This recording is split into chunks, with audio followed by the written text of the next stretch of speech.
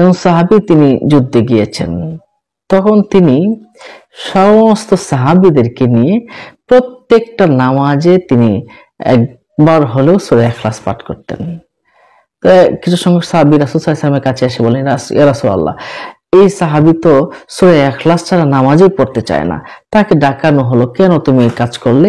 তখন তিনি বললেন যে আল্লাহর শ্রেষ্ঠত্ব বিধানগুলো, আল্লাহর শ্রেষ্ঠত্বের বিষয়গুলো এখানে আছে, আল্লাহর পরিচয় আছে এই সূরাতে, যার কারণে এই সূরাকে আমি ভালোবাসি এবং এই সূরা পড়লে আমার কাছে ভালো লাগে। সাথে সাথে আল্লাহ পাক রব্বুল আলামিন জিবরাইল মারফত পাঠিয়ে দিয়ে বললেন যে নবী, আপনি বলে দিন সে সূরা ইখলাসকে ভালোবাসে, আমিও তাকে ভালোবাসি। সুবহানাল্লাহ, আল্লাহ পাক তাকে ভালোবাসার কথা বলে গিয়েছেন সূরা ইখলাসকে ভালোবাসার কারণে। সুতরাং ইখলাস পড়লে কি হয় এই বিষয়টা কিন্তু বুঝতেই পারছেন। হ্যাঁ, রাসূল করিম সাল্লাল্লাহু আলাইহি সাল্লাম কিন্তু ইরশাদ করেছেন, যে ব্যক্তি একবার সূরা ইখলাস পাঠ করলো সে যেন কোরআনের 1/3 পাঠ করে নিল, আর যে ব্যক্তি 3 বার পাঠ করলো তাহলে পুরো কোরআন শরীফটা যেন সে তেলাওয়াত করে নিল। সুবহানাল্লাহ, সুবহানাল্লাহ।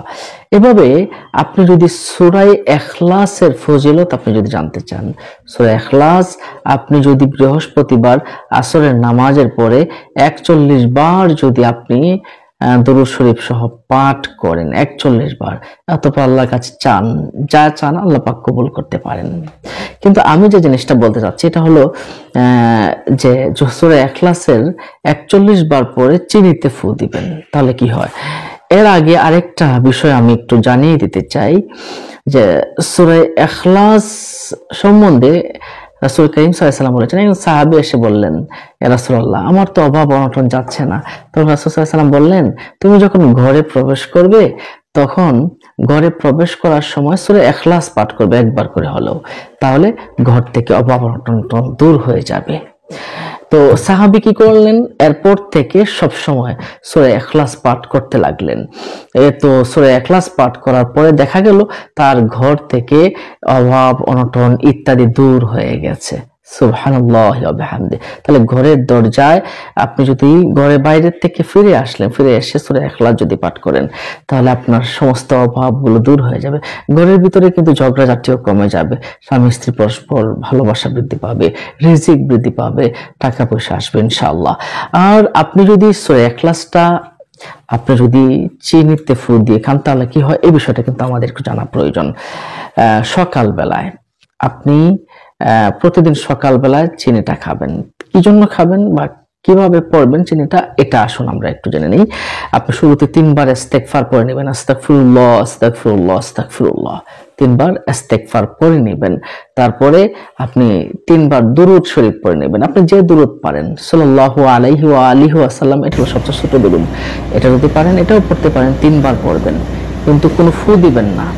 ইস্তেগফার পরেও কোনো চিনিতে ফু দিবেন না এবং দুরূদ শরীফ পরেও চিনিতে ফু দিবেন না। তাহলে কখন ফু দিবেন, আপনি বিসমিল্লাহর সাথে, বিসমিল্লাহির রহমানির রহিম, কুল হুয়াল্লাহু আহাদ আল্লাহুস সামাদ লাম ইয়ালিদ ওয়া লাম ইউলাদ ওয়া লাম ইয়াকুল লাহু কুফুয়ান আহাদ, এভাবে একবার পড়লেন, একবার ফু দিবেন।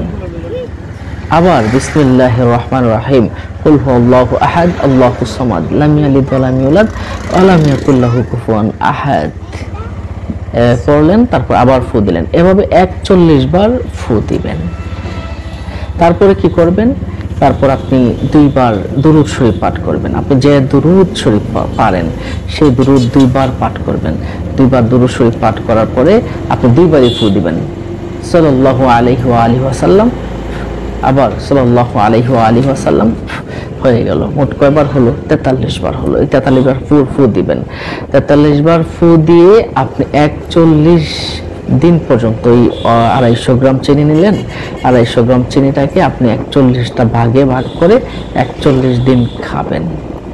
খাইলে কি হবে, দেখা গেল মুখের চেহারা যত রকমের রোগ আছে ইনশাআল্লাহ এটা কিন্তু দূর হয়ে যাবে। বিশেষ করে যাদের চেহারা দাগ আছে, মেস্তা আছে, ব্রণ আছে, চেহারা কালো দাগ হয়ে গেছে, রোদে পুড়ে কালো দাগ হয়ে গেছে, সমস্তগুলো কিন্তু আপনার দূর হয়ে যাবে। তাহলে প্রতিদিন সকালবেলা আপনি 41 দিন খান, ইনশাআল্লাহ আল্লাহ পাক হয়তো এর উসিলায় আল্লাহ পাক আপনার চেহারাকে সুন্দর করে দিবেন। আর সবচেয়ে বড় কথা কি জানেন, সূরা ইখলাসকে ভালোবাসলে আল্লাহ পাক রব্বুল আলামিনও কিন্তু আপনাকে ভালোবাসবেন, ভালোবাসেন বলে আমরা হাদিস শরীফে পেয়েছি।